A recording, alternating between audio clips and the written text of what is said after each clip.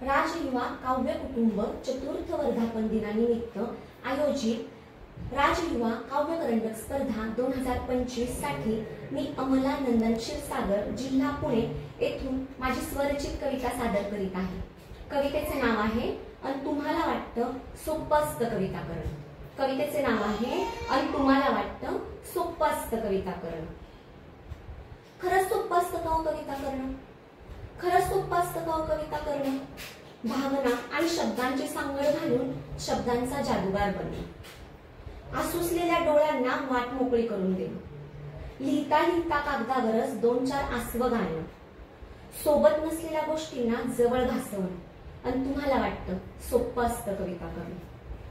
पिंजऱ्यात कैदी असूनही आकाशात स्वच्छंदी उडणं, पिंजऱ्यात कैदी असूनही आकाशात स्वच्छंदी उडणं, उसळणारा दर्या सोडून नदीचं नितळ पाणी गळणं, काट्यांमध्ये राहूनही गुलाबासारखं आसमंतात दरवळणं, कधीतरी चंद्र होऊन चांदण्यांचा विरह अनुभवणं, एकटेपणात सोबती म्हणून लेखणीलाच बिलगणं आणि तुम्हाला वाटतं सोपं असतं कविता करणं।